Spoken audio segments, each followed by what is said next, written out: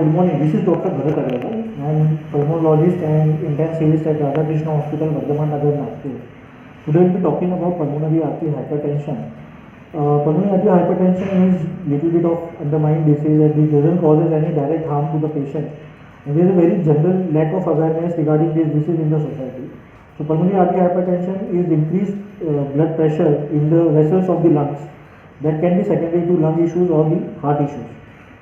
What are the symptoms of this disease? The major symptoms would be shortness of breath, which may increase over a period of time. Many patients do not find this shortness of breath correlated with the pulmonary arterial hypertension, so it makes it very difficult for them to recognize the underlying disease. Another symptoms would be cough, dizziness, fatigue, signs of right heart failure like swelling over the lower limbs, or ultimately it may lead to ascites.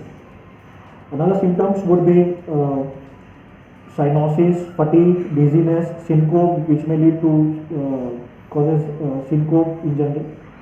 What are the types of pulmonary arterial hypertension? There are certain classes or groups of pulmonary arterial hypertension. The first would be pulmonary arterial hypertension caused by idiopathic conditions or genetic conditions. There is no known cause of it. Another class 2 is pulmonary arterial hypertension secondary to left heart failure.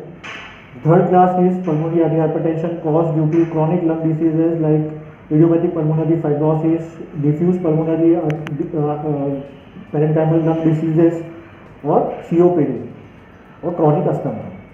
The fourth class would be chronic blood clots like pulmonary embolism or something like that. The fifth class is pulmonary hypertension triggered by other comorbidities like diseases of the vessels, kidneys, inflammations like vasculitis, sacroiliitis, and glycogen storage diseases. So, what are the risk factors of it? There is a strong family history in pulmonary arterial hypertension which predisposes the patients in the class 1, which leads to genetic predisposition. Overweight, smoking, alcohol, chronic lung diseases like COPD, asthma, idiopathic pulmonary fibrosis, or diffuse parenchymal lung diseases. Many drugs may lead to pulmonary arterial hypertension that includes methamphetamine and other narcotic drugs. Repeated use of SSRIs or which helps to treat depression and anxiety, or abuse of these SSRIs may also lead to pulmonary arterial hypertension. What are the complications of it? Ultimately, pulmonary hypertension leads to failure of right heart ventricle, which causes P pulmonale in the ECG, and there is a right ventricular hypertrophy. Ultimately causes right heart failure, which can be present in patients with ascites, bilateral lower limb, swelling, liver pulsations, or pericardiac pulsations. Now, what are the things we need to diagnose? For diagnosis, we need to have a strong clinical, we should take a very strong clinical history of the patients. Second, we should do a routine blood investigations to rule out any other causes of it, like collagen vascular diseases and everything. Third, we need to do an ECG and a chest X-ray to look for right heart signs of right heart strain patterns, like right heart enlargement on X-rays or right heart strain patterns, P pulmonale on ECGs. The mainstay of the treatment would be CT pulmonary angiography, so that we can find dilated pulmonary vessels. Also, electrocardiogram, that is 2D echo, which may show right atrium, right ventricular hypertrophy, dilatation, increase in PA pressures. So these are the things we need to diagnose pulmonary arterial hypertension. So what are the treatment modalities for pulmonary hypertension? The treatment modalities mainly includes lifestyle modifications, like one must stop using narcotic drugs or smoking or alcohol. In medication part, we should use blood vessel dilators like iloprost or something like that. Second, we can use VSU-GUARD, which is GCS stimulators, which causes the increase in nitric oxide levels and thus causes vessel dilatation.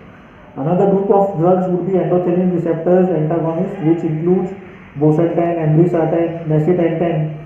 These drugs helps with dilatation of pulmonary artery. Another class of drugs are sildenafil, tadalafil, usually used for erectile dysfunction blood, but it can causes it can be used in pulmonary arterial hypertension as a blood vessel dilator. High dose calcium channel blockers like amlodipine, nifedipine can also be used for the same purpose.